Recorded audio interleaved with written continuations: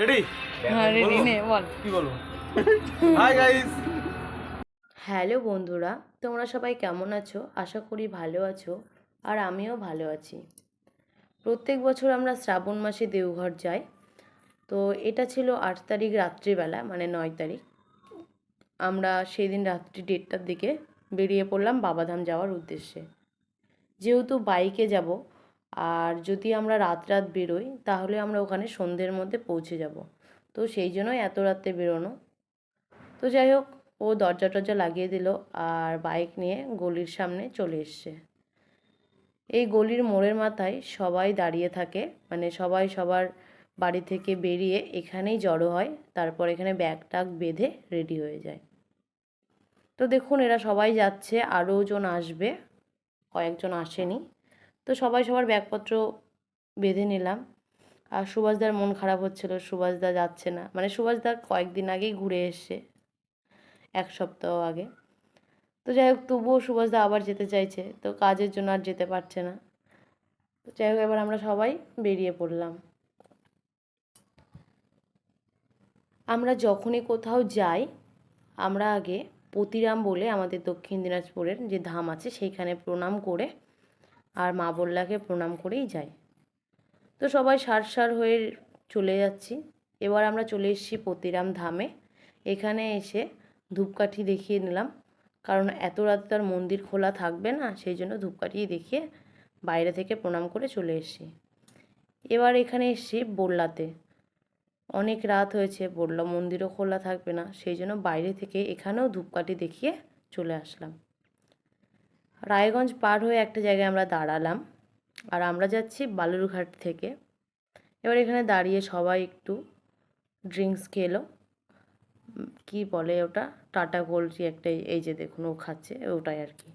যাই হোক, আমরা আবার খাওয়া দাওয়া করে বেরিয়ে পড়লাম আমাদের ডেস্টিনেশনের উদ্দেশ্যে।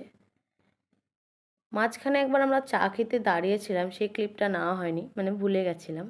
তারপর এবার বিহারে এসে আবারও দাঁড়িয়েছিলাম চা খেতে। এবার সবাই মিলে আমরা চা খেয়ে একটু 2 মিনিট বসে আড্ডা মেরে সবাই একটু রেস্ট করলাম।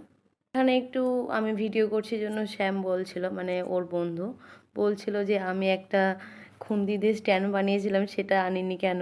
একটু মজা করছিলাম আর কি আমরা। যেহেতু আমি ভিডিও করি তাই জন্য ওরা সবাই আমার পেছনে লাগে। তো যাই হোক, আবার আমরা বেরিয়ে পড়লাম। এবার একটা জায়গায় আমরা দাঁড়িয়ে পড়েছি রাস্তার পাশে, এখানে আমরা করছি ফলাহার। তো অনেক ফল নিয়েছিল বিহার থেকে। এবার সবাই মিলে আমরা ফলটা খেয়ে নিলাম। আর আমি একটু বাড়ি থেকে ওটস বানিয়ে নিয়ে এসেছিলাম, তো ওটসটাও খেয়ে নিয়েছি। এবার আমি খাচ্ছি আপেল, তাই ভাবলাম তোমাদের সাথে একটু শেয়ার করি। তো যাই হোক, খাওয়া দাওয়া হয়ে গেছে, আবার বেরিয়ে পড়েছি। এবার আমরা চলে এসেছি, দেখুন এটা ছিল ভাগলপুরের ব্রিজ। এত বড় ব্রিজ, মানে আমি ফার্স্ট টাইম দেখেছি। ওয়েস্ট বেঙ্গলে এরকম বড় ব্রিজ কোথাও নেই।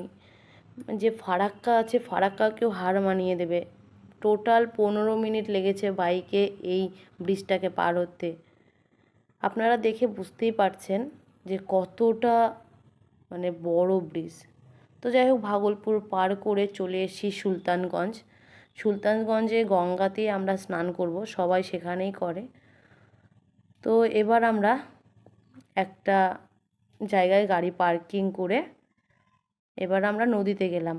তো নদীতে তো আর ক্যামেরা নিয়ে যাওয়া যাবে না, ফোন নিয়ে যাওয়া যাবে না। আর এবার কিন্তু অনেক জল, দেখুন ওই যে দেখতে পাচ্ছেন নীল নীল যেগুলো, এটা কিন্তু ডুবে গেছে।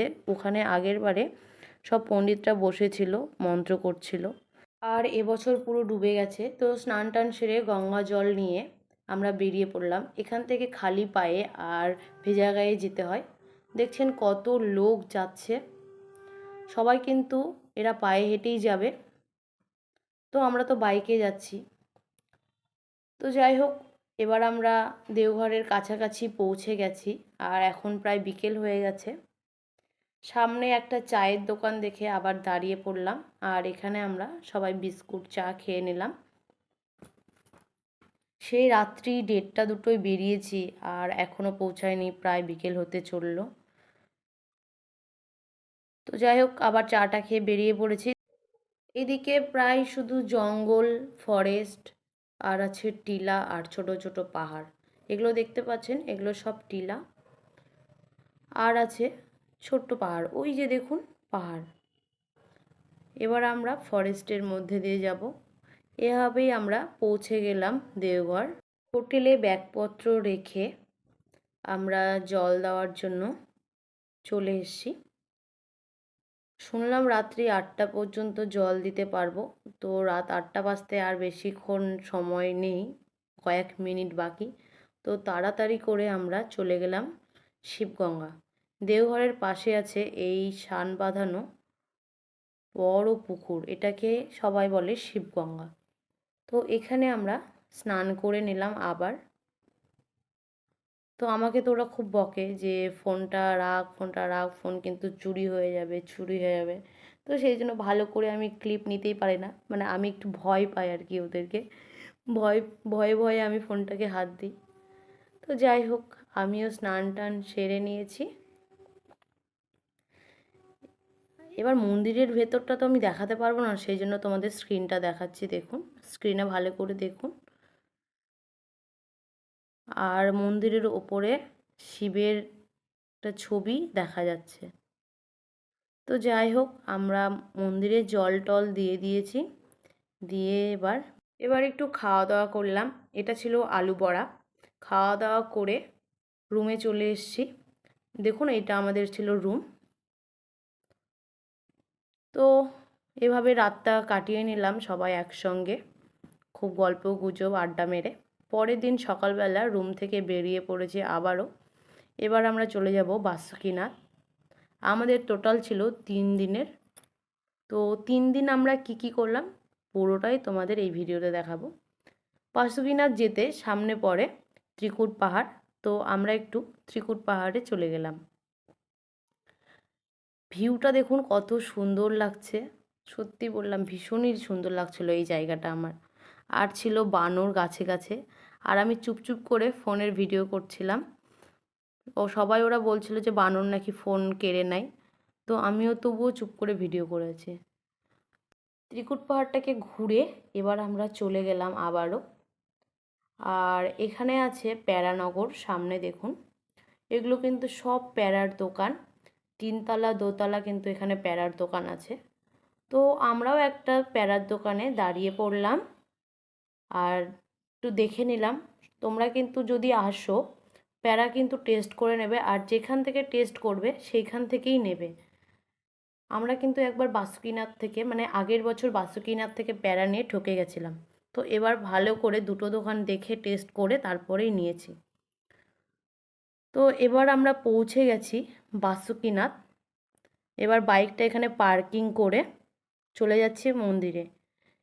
এখানেও প্রচুর ভিড়। আমি কিন্তু এখানেও মানে মন্দিরের আমি ভিডিও করতে পারিনি তেমন, তবুও আমি চেষ্টা করেছি একটু তুলে ধরার। তো বাসুকিনাথের আমি ভিডিওটা করতেই পারিনি, শুধু রাস্তাঘাটের ভিডিও করেছি, আমাদের ভিডিও করেছি। এখানে আবারও মন্দিরে গিয়ে জল টল দিয়ে বেরিয়ে পড়লাম। দেওঘর বাসুকিনাথ আমাদের কমপ্লিট। এবার আমরা যাচ্ছি তারাপীঠ।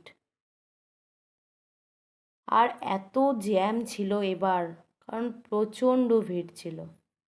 তো তারাপীঠ যেতে দুমকার পরে আমরা একটা ধাবাতে দাঁড়িয়ে পড়েছি। এখানে কিন্তু খাবারের একটু কষ্ট হয় বাঙালিদের। তো বাবার কাছে আসছি, একটু তো কষ্ট করতেই হবে বলো, বাবার কাছে কষ্ট না করলে তো আর আসা যায় না। তো যাই হোক, ধাবাতে খাওয়া দাওয়া সেরে বেরিয়ে পড়েছি।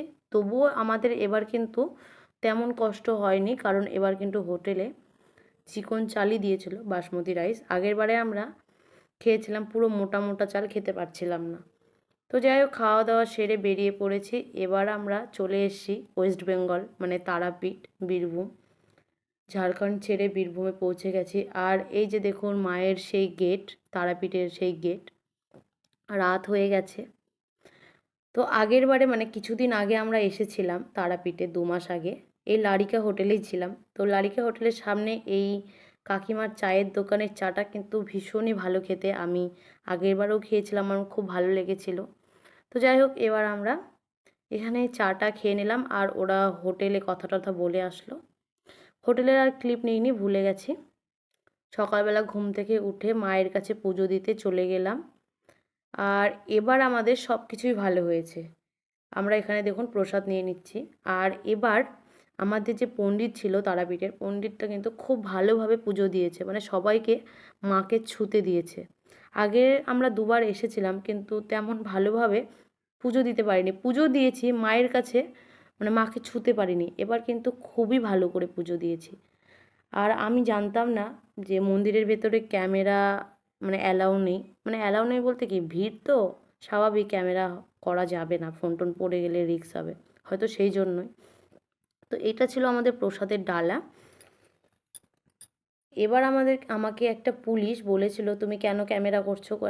তো আমার তো অলরেডি ক্যামেরা করা হয়ে গেছে।